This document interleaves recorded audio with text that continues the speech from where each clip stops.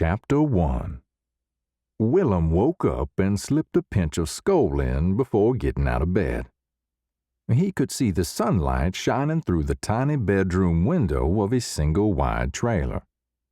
Just after sunrise usually was the best time for him to collect. That was 4 hours ago. Another 30 minutes passed before he was up and moving. He squeezed into the bathroom, rubbed his stubbly head, and splashed warm water on his face. He peeked back at his wife, Cindy, still asleep on the waterbed, then stumbled into the kitchen. He pushed his broken coffee maker aside and boiled water for a couple of instants. The stretched-out neck of his Dale Earnhardt t-shirt made it easy to pull over his head while sipping his coffee. His jeans, which he grabbed from the laundry pile beside the couch, fit a little tight around the gut he'd put on in the past year as he bent over to tie his work boots. He put on his Bassmaster cap, bent the brim, and headed out the door. Murven was already waiting by Willem's pieced-together Ford F-150. Neither spoke right away. Willem figured Murven was still upset at him for calling Luna a high-end road whore the night before. That used to be true, but Murven and Luna, his on-again, off-again wife, had both finally gotten over each other's pasts. They didn't need Willem digging up those bones. Murven hopped in the truck as Willem lifted the tarp over the bed, grabbed a tire tool, and tightened the left rear wheel so the damn thing wouldn't fall off again. Willem took one last look at his load, tied down the tarp, and jumped in the driver's seat. The truck sputtered to a start, and Willem jerked it into gear. The old Ford rattled out of the trailer park, and they rode in silence through the county back roads as the pickup struggled its way through the rolling hills. Willem still wasn't sure if Murven was upset about his comment or if he even remembered. Oh well. "You not working today?" Willem said. "No," Murven said. "Job got shut down. Not sure if it's gonna restart or not." Murven, like most of the trailer park tenants, worked on and off. Construction jobs had been hard to get since the recession. Even if you could get one, it didn't last. Murven didn't care, though. He knew how to get by. He decided to start helping Willem on his free days. Luna was pregnant again, and her moods were swinging like a tire swing on a short rope. Murven planned to stay out of his house as much as possible until the baby was born, and probably afterwards, too. He'd been curious about Willem and his new business anyhow. For the last year, Willem had been running what he called a biofuel/fertilizer supply company. He saw a TV show about the many uses of cow manure and horse manure. He knew where to find plenty of cow shit and horse shit, so he figured it just made sense for him to collect it and sell it. So far, he hadn't made any sales. So far, he hadn't had any prospects either. So far, all he had was a giant pile of shit he added to every day. Willem was dedicated, though, and he spent most days collecting. He had mixed feelings about Murven tagging along. Murven didn't like work much and mostly worked hard at getting out of it. Willem and Murven cruised down a long stretch of highway where they used to drag race their hot rods as teenagers. Willem pulled off the road and drove into a Class 1 field. Willem had created a classification system for his collecting grounds. He only had 2 categories. Class 1 meant good for collecting, and Class 2 meant bad for collecting. Willem liked to keep things simple. Murven got out first and grabbed a bucket and a shovel. Willem did the same, and they headed off in search of as much cow crap and horse crap as they could find. They both filled their buckets and headed back to the truck. "So this is collecting?" Murven asked. "Yep." "This is what you do every day?" "Yep." "You ever find anything besides shit?" "Yep. Been finding a lot of teeth." Willem said. Tell Peggy, Murven said. She lost a set a week or so ago. No, I mean lots of different teeth. Sometimes a whole tooth with roots and all. You think they're human teeth? Murven asked. Willem shrugged his shoulders, spit, and walked away.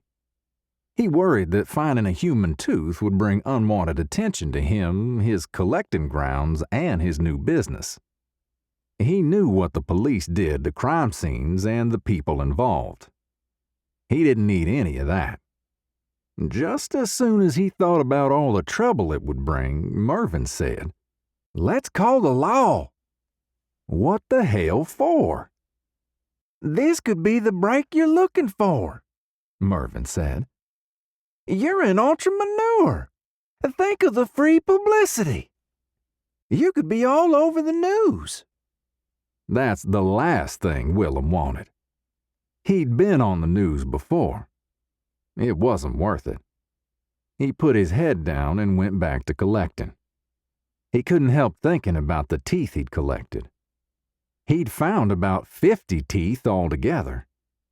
He had no idea who they belonged to or how many different people. They turned up in different places, all within about 5 miles from the trailer park. At first, he didn't think much of it. Plenty of people he knew were missing teeth. But after about 30 or so, it started to seem weird. "Come on," Willem hollered after he emptied his second bucket into the truck. "I gotta run see Poot." Pete Barber, or Poot as people called him behind his back, owned the trailer park and the majority of the town. He was the landlord, bank, bail bondsman, and guidance counselor for most of the trailer park tenants. He was a good guy. People trusted him. He was just gassy as hell. Willem was 2 months behind on his rent. He hoped Poot was in a forgiving mood. The town was quiet as they coasted down the main street. The few people they did see kept to themselves and went about their business. Willem parked behind the real estate office. Poot asked him not to park in front because the odor was running people off. Anyone who'd ever spent 5 minutes in Poot's office would wonder why the hell that even mattered. Willem jumped out of the truck and said, "I'll be right back." "All right." "Make sure the BFF is covered, will you?" "BFF?"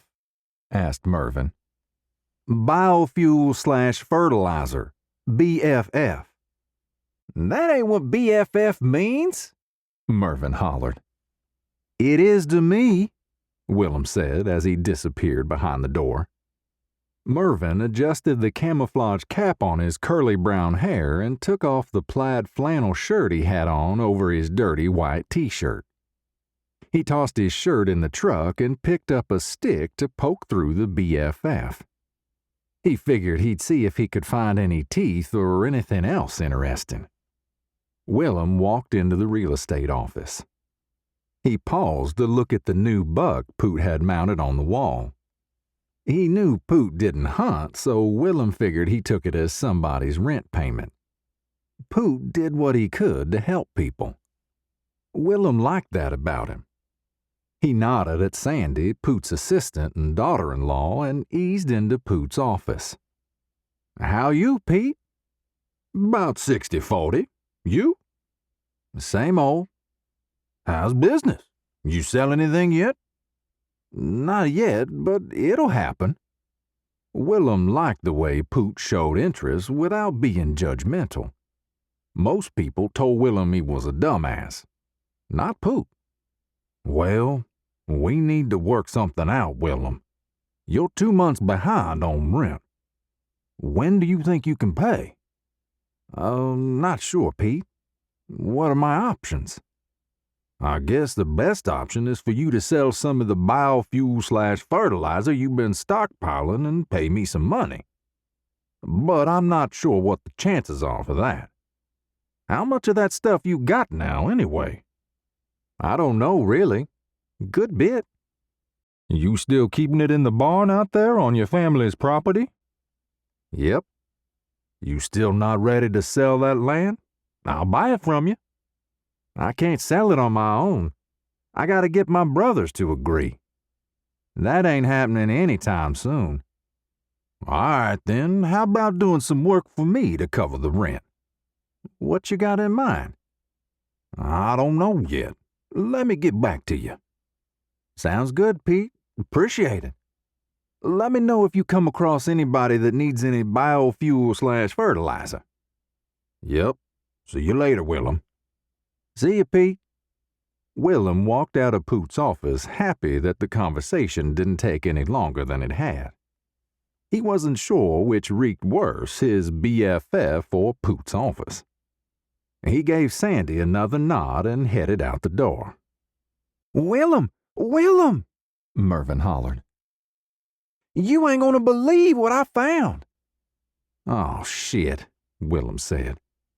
"I'm starting to feel like the damn tooth fairy." "Oh, hell no. It ain't no tooth, man. It's better than that." Willem couldn't imagine what he meant by better. He wasn't sure he even wanted to know. "I was poking through the BFF and I found this," Murven said as he tossed something at Willem. Willem jumped out of the way. He looked down at the ground and a finger bounced to a stop at his feet. "Geez, man, what the hell? Why are you throwing that thing at me? Which part of the BFF you find that in, Murven?" "The pile over behind your side. We collected that today. I was with you." "We have to call a law now," Murven said. He didn't have the same hang-ups as Willem about being a part of a police investigation. Willem kicked the finger into the gutter and hopped in his truck. He shot Murven an annoyed glance. Without saying a word, Murven got in the truck and they headed off to the stockpile. Neither spoke at first. Willem tried to think his way out of all this while Murven worked on what to say and which hat to wear when the local news interviewed him.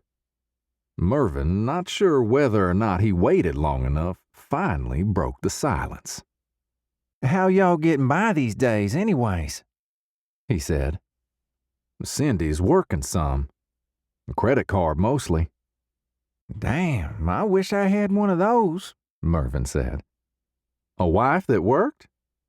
"No, credit card." Willem and Murven slipped back into their own thoughts.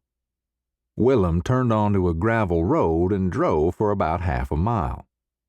Murven examined the remains of the burned-down old farmhouse as they drove by.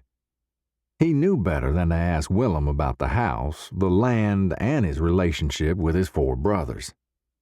The brothers were caught in a heated property battle. Each refused to sell his share of the land just to spite the others. If the brothers knew Willem was stockpiling BFF in the old barn, shit would hit the fan. Fortunately for Willem, his brothers lived out of state and none of them had stepped foot on the property since their parents had died in the house fire a year and a half ago. Willem backed his truck into the barn and stopped at the base of the BFF pile. Murven leaned out of the passenger side window to get a good look at the stockpile. The BFF pile stood about twice as high as the truck, and the base covered the entire back end of the barn. "So this is a year's worth of collecting, huh?" Murven asked as he jumped out of the truck and approached the stockpile. "You're probably better off not stepping in it, too," Willem said while he tightened the left rear wheel. "How the hell can you stand this stench, man?" "You get used to it. Get a shovel, Murven, and start unloading the truck." Murven grabbed a shovel and worked his way around the back side of the pile. Willem was used to the way Murven had trouble getting to work right away and ignored him for the most part. As Willem shoveled out the truck, Murven searched through the BFF with his shovel. "Oh, shit!" Murven hollered. "Oh, hell yeah!" "What is it, man?" "Oh, hell yeah! We're gonna be on the news for sure now." "Murven, what the hell?" "Just come back here, man." Willem jumped down from the truck bed and hurried around the BFF. He saw Murven poking at something in the shit pile with his shovel. Once Willem made his way all the way around, he could finally see what had Murven so excited. "We're going to be on the news," Murven said as Willem leaned in towards the BFF. Willem couldn't believe what he was saying. A limp human arm, pasty under the layer of shit in his biofuel/fertilizer. Willem stepped back, bent the brim of his cap, and spit. He looked up at Murven, who was grinning and putting a pinch of skull in at the same time, and said, "Dang,